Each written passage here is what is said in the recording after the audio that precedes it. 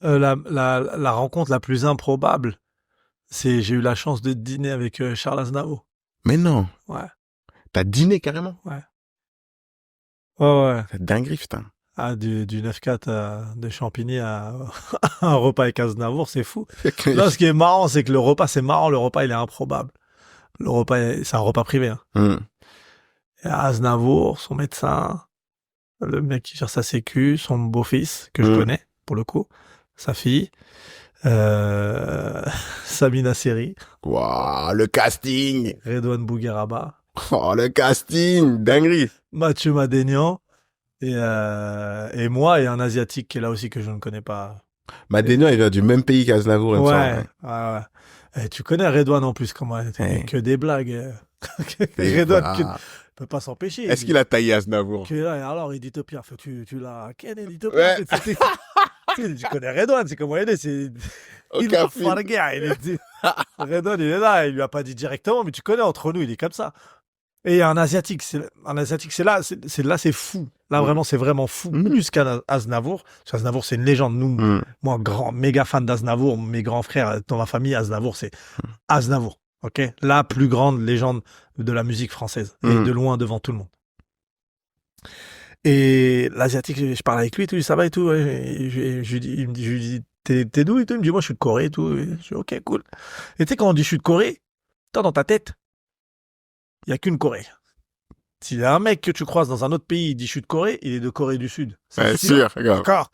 Donc tranquille, ouais, moi je suis là, je fais des blagues, il dit ah super, faudrait que je vienne au spectacle et tout. Le mec est super cool. Après je lui dis et toi, il me dit oh moi je voyage un peu et tout. Et, non mais en ce moment mon frère il veut me tuer.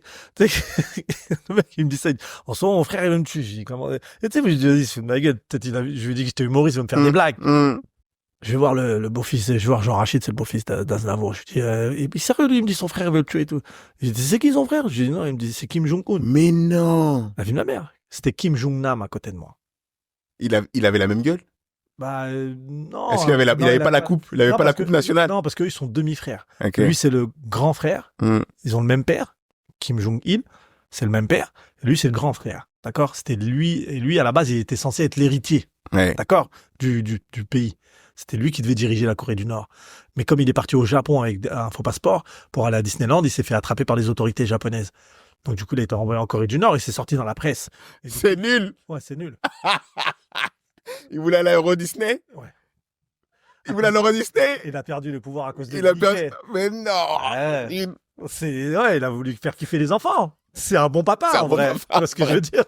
Il a voulu faire kiffer les enfants et du coup ils nous ont dit c'est mort, tu peux pas devenir président entre guillemets en Corée du Nord, hein. Ça existe pas président là-bas, mais tu peux pas devenir chef. Tu peux pas nous donner des ordres. Ouais. Tu peux plus. On dit c'est mort. Ben Mickey c'est quand même ce qui représente le mieux le capitalisme. Tu vois ce que je veux dire? Nous on est des cocos, nous on peut pas. Donc ils nous ont dit c'est mort, ils ont donné au petit frère. Le petit frère il est ouf. Le petit frère il est son demi-frère mais il est ouf le petit frère. Il est ouf. Le petit frère il veut tuer tout le monde. Il veut tuer tout le monde. Et lui, du coup, un mois après, il est mort. Il s'est fait assassiner. Ouais, il s'est fait assassiner en Malaisie. Regarde, il y a un reportage dessus. Il s'est fait assassiner à l'aéroport. Il a été empoisonné. T'as pas vu les vidéos? Non, j'ai pas vu. Ils ont embauché 2 meufs. L'histoire, elle est folle. Ils ont embauché 2 meufs sur Internet pour leur faire des caméras cachées pendant 1 an. Pendant 1 an, ils leur faisaient faire des caméras cachées à des filles à qui ils promettaient la gloire. Tu sais, ils se sont fait passer pour des Japonais. Ils leur ont dit, ils les mettaient sur YouTube et tout. On fait faire des caméras cachées. C'est ça. Vous allez dans les gares et dans les aéroports, vous mettez du savon aux gens. Pendant 1 an. Tout ça pour l'attraper. Une fois qu'ils l'ont attrapé, ils l'ont mis, mais c'était pas du savon ce jour-là. Ils l'ont mis, tac, 15 minutes après, il était mort. Et il était gentil de ouf.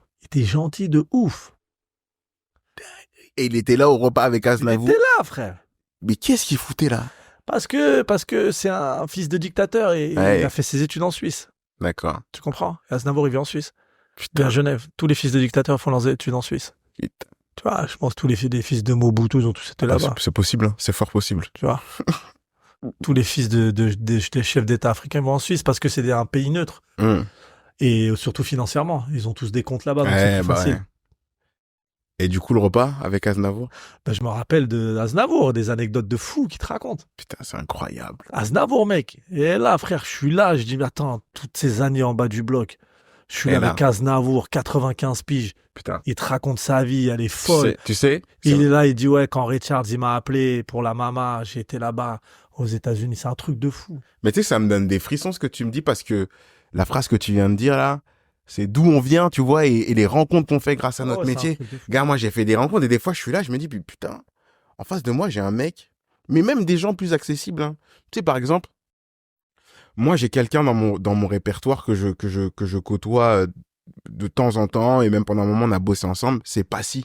Ouais. Grand monsieur. Passy, on a écouté, tu vois ce que je veux dire, des mecs comme ça que t'as écouté quand t'étais petit et tu te retrouves face à lui et qui te parle de manière normale, détente, tu vois ce que je veux dire, et on est en train d'échanger, on est en train de bosser même ensemble. Des fois, j'étais là en train de bosser avec lui et je me dis, putain, ce mec-là, je l'écoutais quand j'étais petit, tu vois. Ce mec-là, il a changé il a fait partie de ma vie et il a changé une partie de ma vie, il m'a ambiancé, tu vois ce que je veux dire, et aujourd'hui, je suis là. Bon, grâce à mon travail aussi, oui, bien sûr. Mais je suis aujourd'hui là en train de faire. C'est marrant que tu parles de ça parce que quand t'es dans ces moments-là, de prendre un peu de hauteur et te dire putain, voir le Ahmed Sparrow que t'étais quand t'étais plus petit, tu vois, qui écoutait Aznavour et se retrouvait à une table avec lui. C'est con, mais et plein de gens comme ça qui ont fait plein de rencontres aujourd'hui grâce à notre métier. Et des fois, je suis dans cet état où je réalise, je me détache et je me dis putain, là je suis avec un tel, là je suis avec tu sais, des mecs, même des gloires de notre enfance, tu vois, où là, je suis avec tel acteur. Ou là, un tel me suit. Dernièrement, il y a Marie-Josée Pérec qui m'a suivi sur... Incroyable. J'ai Jean Dujardin qui me suit sur Insta. Incroyable. J'ai... Des fois, tu reçois un appel. On vit quand même des vies sympas, tu vois, en tant qu'artiste. Des fois, tu reçois un appel. C'est un mec du 113 qui t'appelle. C'est Mokobé ou c'est... Tu vois ce que je veux dire? Ou Thomas qui t'envoie un mail. Ou tu vois ce que je veux dire? Des fois, c'est bien aussi de prendre du recul. Et je trouve ça ouf. Quand tu l'as dit, ça m'a donné des... Non, mais parce que moi, je le vois. Des fois, tu sais, le fait que la personne, elle t'appelle par ton prénom. Aussi. Tu vois ce que je veux dire? Ou qu'elle connaisse ton taf. Tu vois, moi, j'étais à une avant-première, il y avait Robert Pires et Olivier Daco. Et moi, je m'entends bien avec Robert Pires. Tu vois que tu dises Robert Pires. Ouais. Moi, si j'en ai des... et tout. Non, mais j'ai regardé les yeux dans les bleus comme un ouf. L'Euro 2000, je criais chez moi. Mon père, il voulait me tuer parce qu'ils étaient partis dormir. Ils pensaient qu'on était éliminés. Quand Pires, il fait la passe à Trezeguet, tout ça. Oui. Et la reprise. Je réveille tout le monde. Il voulait me tuer et tout. Et là, ça va, Ahmed et tout. Et mes neveux, ils voient. Ils connaissent Pires. Même s'ils sont jeunes, il a arrêté bien avant qu'ils comprennent et tout. Mais ils savent qui est Robert Pires. Et qu'ils me voient rigoler avec lui comme si c'était mon pote ou rigoler avec Olivier Dacour comme si c'était mon pote. Dinguerie. Tu sais, t'es là et moi, dans ma tête, en prenant du recul, je dis, ouais, c'est un truc de ouf quand même. C'est le mec qu'on les regardait à la télé. Tu vois? Quand Singila il t'appelle, ouais, ça va et tout, s'envoie des messages. Singila aussi, super gentil. Moi, je me butais à Matt Houston, par exemple. Matt Houston, j'écoutais à mort. Après, il te suit, il t'envoie des messages. Viens, je suis là en showcase, viens. Hulkenry, c'est mon gars de ouf. Hulkenry aussi, J'étais avec lui encore hier, c'est mon gars de ouf. C'est des gens, tu vois, et qu'on côtoie maintenant. Non, les côtoie. C'est ouf. Juste le fait qu'ils t'appellent par ton prénom. Ouais, c'est un truc de ouf. Tu vois ce que je veux dire? Tu sais que des fois, j'ose pas dire... Attends, je suis au téléphone avec un... J'ose pas dire ça, tu sais. Attends, je suis au téléphone avec un tel. J'ose pas, quand je suis avec ma famille, non, il y a un tel qui vient de me pas. Attends, je te rappelle. J'ose pas faire genre de truc. Mais moi, frère, encore pire. Gad, frère. Mais gars, ouais, c'est un truc de malade.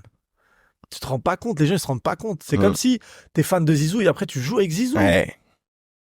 Moi, je suis Gad, frère. Gad, Ahmed, ça va, t'es où? Vas-y, viens, j'arrive, viens. Tac. Vas-y, je fais la tournée avec lui. Je suis avec lui, mec. Tu vois ce que je veux dire? Et il est là, c'est trop fort. Il te complimente. Tu vois ce que je veux dire? Tu vois le bien fou que ça te fait, mec. Ouais. Tu dis, ouais, je travaille pas pour rien, quoi. Tu vois? Et on a cette chance-là. Et c'est une chance de fou qu'on a. Ouais, moi, je remercie Dieu. Je suis vraiment...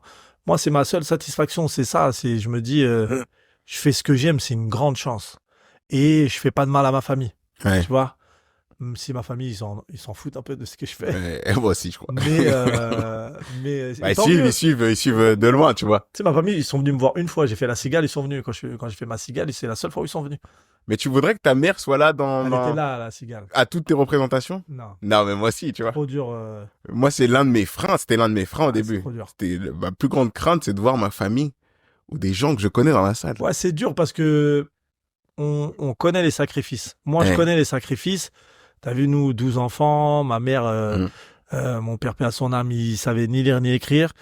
Ils nous ont élevés ils ont élevé 12 enfants dans un pays, Ouais, dans un dans un pays pays, qui n'est pas le leur et dans ils avaient lequel pas ils les n'étaient pas les codes. bienvenus. Ouais. Tu vois ce que je veux dire? Et le fait d'être sur scène devant 1000 personnes et eux, ils sont là dans la salle, tu sais, c'est dur. Tu te dis, le parcours, il est là. Ouais. Eux, ça les touche. Et toi, ça te touche forcément, tu vois. Donc, vaut même pas qu'ils viennent... De ouf. Ouais, c'est ça la chose. Et pour terminer, c'est quoi le meilleur conseil qu'on t'a donné? Le meilleur conseil qu'on t'a donné, conseil que tu pourrais partager? Ah, j'ai eu beaucoup de bons conseils, hein. Tu sais, dans ce métier, il faut pas écouter ce que les gens disent sur les gens. Ouais. Il faut rencontrer les gens, Ouais. parler avec eux et apprendre à les connaître. Parce que c'est tellement un métier de blabla. On fait que parler, en fait. Tu vois ce que je veux dire? Que forcément, il y a des choses mauvaises qui se disent sur les uns et les autres. Faut pas. Je suis pas de ces gens-là, moi. Je suis pas je critique pas les gens en public. Ouais. Ou dans mon spectacle, je vais pas dire un nom d'un truc que j'aime. Je fais pas ça. Je déteste ça. Parce que, comme t'as dit, il y a de la place pour tout le monde. T'aimes pas quelqu'un, t'en parles pas.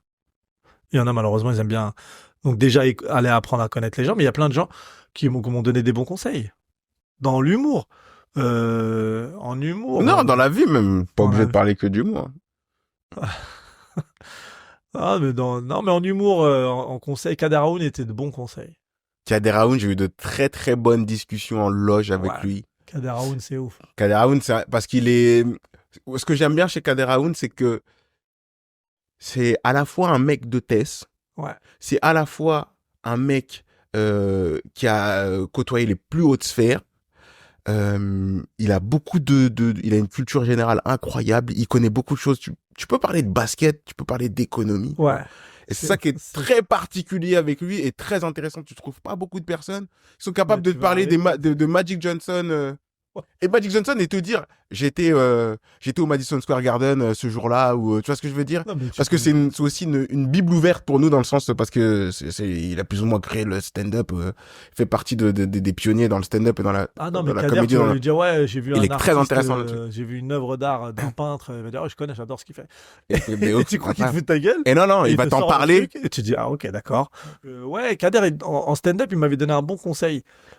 Il disait, le plus important dans le stand-up, c'est le sentiment. Ouais. Tu vois ce que je veux dire? C'est le sentiment.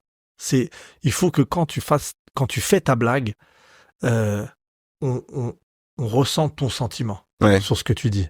Tu vois ce que je veux dire? Et c'est ça qui sonne vrai. Parce que ton sentiment, il est vrai. Ouais. Tu vois ce que je veux dire? Le sentiment que tu mets dans ta blague, il est vrai. Et quand t'es vrai sur scène, c'est là, pour moi, là où t'es le meilleur. Tu vois? Il m'avait dit un truc un peu dans la même lignée. Il m'avait dit, ça se voit aujourd'hui, t'es venu, tu voulais pas faire rire. Mais gamin, il m'a dit, faut que tu viennes et que t'aies vraiment envie de faire rire.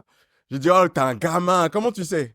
Il m'avait cerné ce jour-là. Franchement, il m'avait cerné ce jour-là. Et puis, franchement, quand je suis arrivé, les conseils qu'il m'a donnés, ils ont été hyper importants. Même les conseils de vie. Et tu sais, d'avoir quelqu'un où tu te dis, comme je t'ai dit encore, quand t'as quelqu'un qui te ressemble, qui vient d'un quartier ou quoi, et qui a atteint ce genre de sphère, tu gagnes du temps. Ouais. Tu vois ce que je veux dire? Malheureusement, on manque beaucoup de gens qui... Tu vois, quand je t'ai dit Jamel, il a fait gagner du temps à énormément de gens. Jamel, il a fait gagner des années, peut-être même des décennies, Jamel. Bien sûr. Tu vois ce que je veux dire? Donc, sans Jamel, en France, on s'intéresserait même pas au stand-up américain. Tu vois ce que je veux dire? C'est ouf, hein? Ah, c'est ouf. Donc, et puis... quand tu discutes avec Gad aussi, il a des bons conseils, Gad. Mais les chose anciens, qui est primordiale, c'est que déjà, on fait du stand-up, donc la priorité, c'est de faire rire les gens. Ça, faut pas l'oublier. Et la deuxième chose, c'est que c'est pas une course de fond. C'est pas un sprint, c'est une course de fond, pardon. Tu vois. Le stand-up, c'est pas un sprint, c'est une course de fond. On verra dans 10 ans qui sera encore là. Si on a la chance. La vérité du terrain, mec.